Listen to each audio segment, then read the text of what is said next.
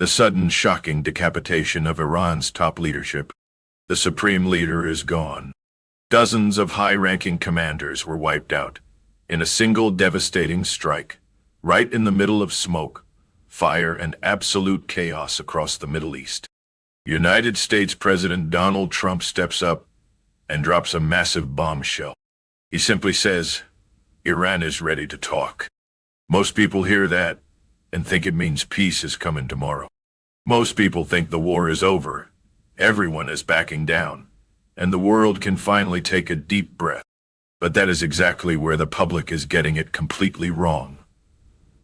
What Donald Trump actually means by those words is something entirely different.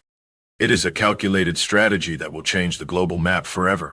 If you want to understand the hidden truth behind the biggest geopolitical earthquake of modern history, hit that subscribe button right now. The real story of what happens next is not being told on the mainstream news. And you will want to hear every single detail as this unfolds. To understand the reality, just look at the timeline. Over the last few days, a massive wave of strikes hit Tehran. The Iranian government was turned upside down. The highest levels of power were suddenly removed from the board. In the immediate aftermath, the Iranian foreign minister came out and announced an interest in de-escalation.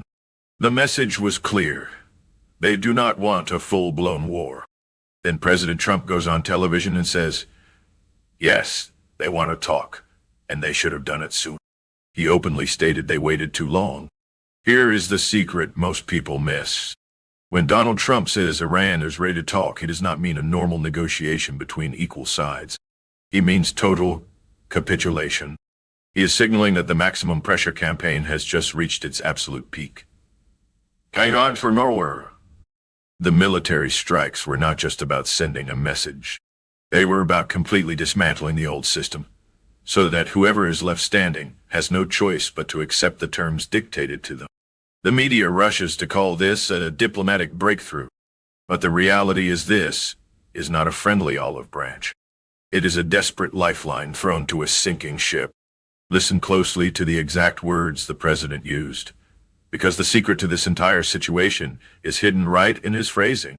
He said they want to talk, and he has agreed to talk. But then he added something absolutely crucial. He said they waited too long and should have done it sooner. Why would a world leader say the enemy waited too long if peace is truly the ultimate goal? Because right now the definition of talking has completely changed. In a normal political conflict, two sides sit at a big wooden table. They trade offers. They find a middle ground. They pause the fighting to give peace a chance. That is not what is happening here. Not even close. The White House has made it crystal clear that the military operation is moving full speed ahead. The stealth bombers are still flying.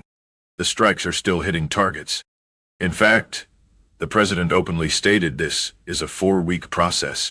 He said it is a big country, and it will take about 4 weeks to finish the job.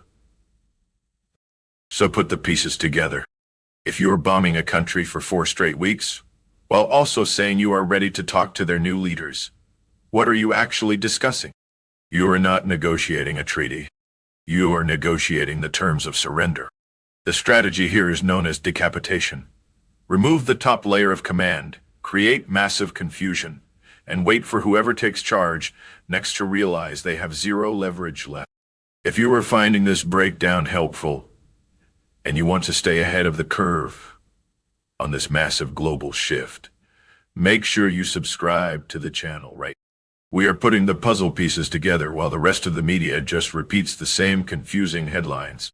Think about the people the United States was negotiating with just a few weeks ago. The president himself pointed out that most of those officials are simply gone now. The previous power structure was entirely wiped off the map in one overwhelming weekend. The people supposedly reaching out to talk now are a brand new group.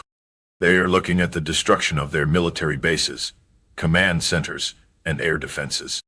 They are trying to stop the bleeding, but the current administration in Washington is not offering a bandage.